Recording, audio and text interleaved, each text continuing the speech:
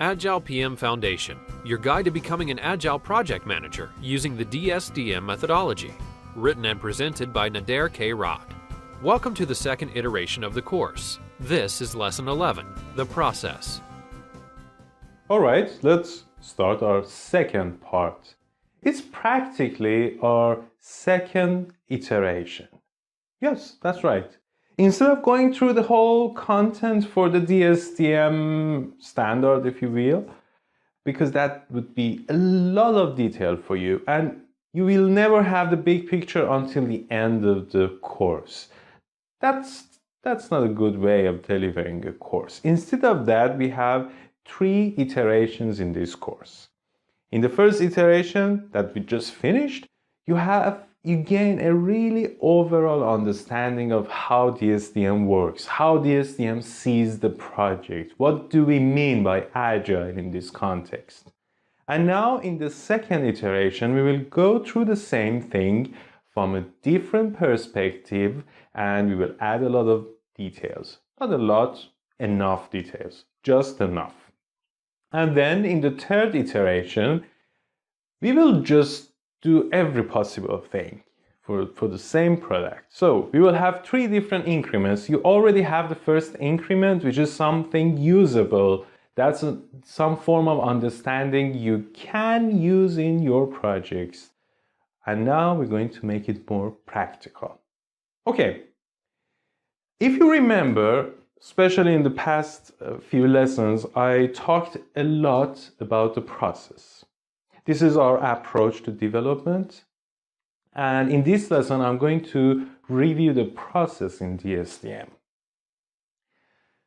The cycles here are called the evolutionary development in DSDM. Evolutionary development is one of our phases in the DSDM process. So we start the project here and some special things happen, and we will have multiple cycles in our evolutionary development. For some reasons, I need to just flip the picture here. Let's just start from the top and go down, because that's the way DSDM usually shows it.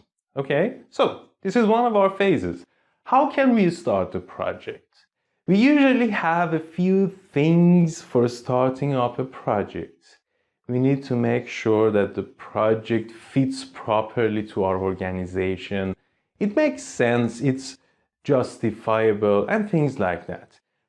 Those activities are done in a phase we call pre-project in DSDM. So that's what we do to start up the project. And we have a similar concept at the end. That's post-project. The post-project phase takes care of some form of frequent benefits evaluation. The fact is that when we are done with the project, when the product is ready, many of us just forget about it. No one cares about it anymore. While we always need to keep checking that product and see how it's working in our whole organization, how the benefits are realized. That's important for multiple reasons. One of them is to learn from it and use this new piece of information for the next projects when we want to start them. Make sure we only start projects that are justifiable. And the other thing is that sometimes by checking that, we will find out new ideas for increasing the benefits after the project by doing simple activities or even initiating new projects. So the whole point here is that we must have a post-project phase in which we check the benefits of the product we have created in the project. So let's go back up. In the pre-project, we are sure that the project is set up properly and it is less or more justifiable. But we have many ideas for projects and we cannot spend a lot of time checking the justification of all of them. For example, spending 1 month checking the justification of each and every idea we have. That's why in the pre-project we just do it really quickly. And if it makes sense there, then we have the feasibility phase. The feasibility phase is where we take it really seriously. We check the cost and the benefit of the project. We compare them. We make sure that it is achievable, beneficial, and all of that. And when we want to do that properly, we also need to think about the technical aspects.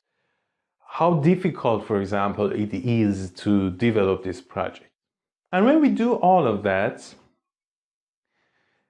we want to be sure that we know enough about the project and we are ready to start the project. Let me give you an example.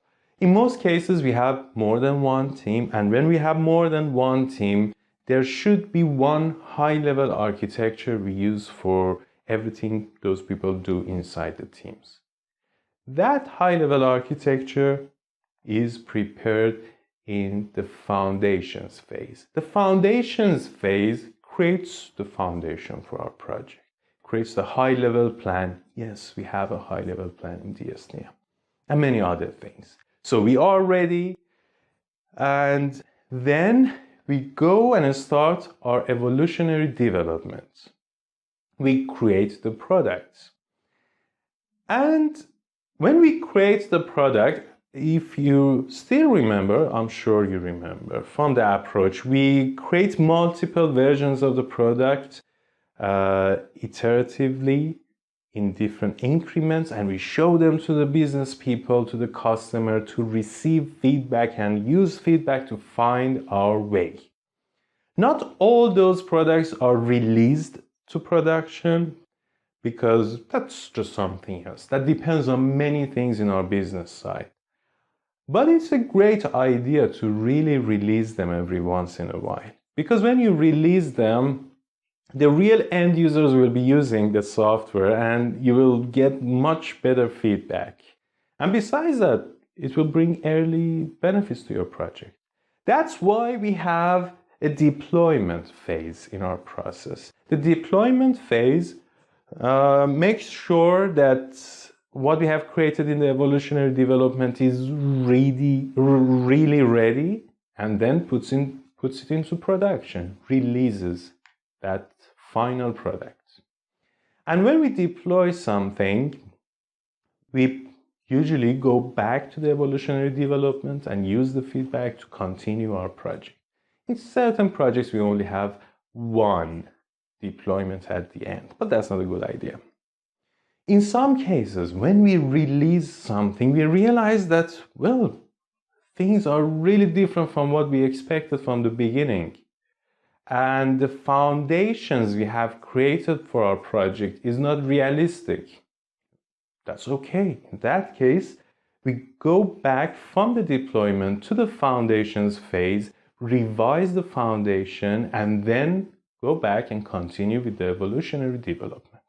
And finally, when we do it enough, we release for the last time and go to the post-project activities. We finish the project here in the last deployment and then go to the post-project activities.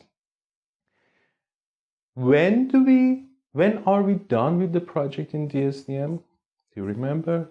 It's not when we are finished with all features.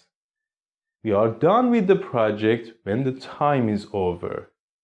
Our time is fixed in DSDM.